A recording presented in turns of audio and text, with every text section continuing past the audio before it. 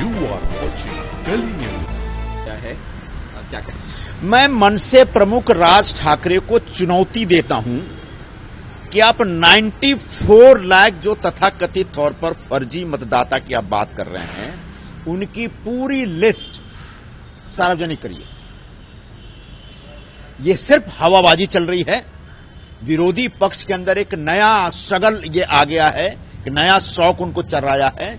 चुनाव हारने से पहले वोट चोरी का बहाना या मतदाता सूचियों में कुछ गड़बड़ी है, ये सारा तमाशा खड़ा करके चुनाव हारने के बाद वो हार का ठिकरा किसी और पे फोड़ते हैं। लगभग 9.5 करोड़ मतदाता हैं महाराष्ट्र में, जिसमें लगभग 1 लाख सवा लाख के आसपास जो मतदान केंद्र है हमारे पास। और इतने बड़े मतदाता सूचियों के ढेर में अगर 94 लाख उन्हें सही मायने में आइडेंटिफाई किया है तो निश्चित तौर पर यह एक बहुत बड़ी बात है। लेकिन ऐसे ही कोई भी व्यक्ति खड़ा होता है, फर्जी आंकड़ा लोगों के सामने रख देता है।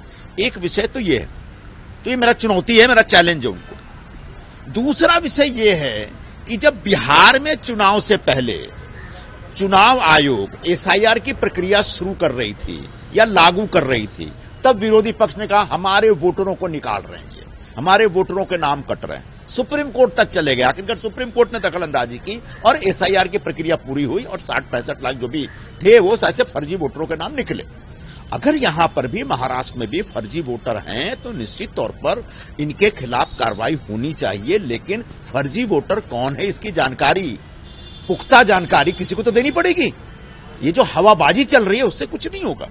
चुनाव आयोग की जिम्मेदारी बनती है कि अगर कोई वोटर फर्जी तरीके से इनरोल हो गया है और उसके बारे में किसी ने शिकायत की तो उसका नाम उसको हटाना ही पड़ेगा।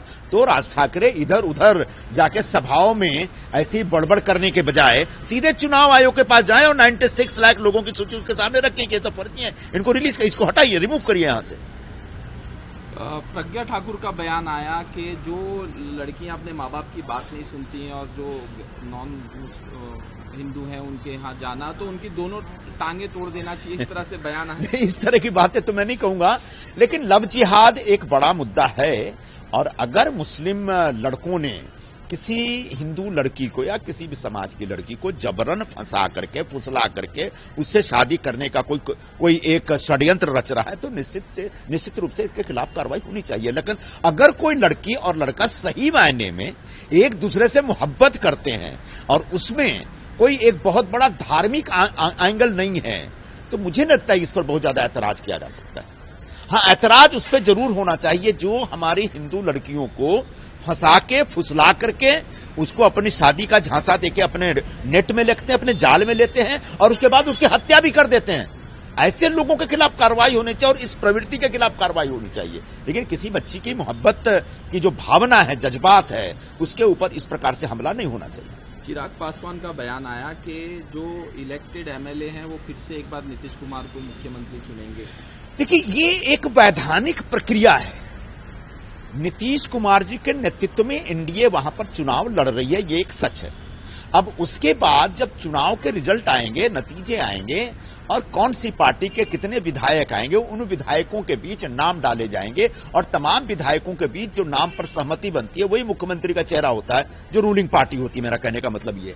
तो अगर एनडीए के पास बहुमत आता है, जिसकी ज्यादा उम्मीद है, तब निश्चित तौर पर विधायकों की राय तो ली जाएगी और उस राय में नीतीश कुमार जी का नाम आ सकता है। नीतीश कुमार जी के बहुत ही पॉपुलर मुख्यमंत्री हैं, उनके नेतृत्व में सभी लोगों को बहुत जोरदार जबरदस्त आस्था भी है।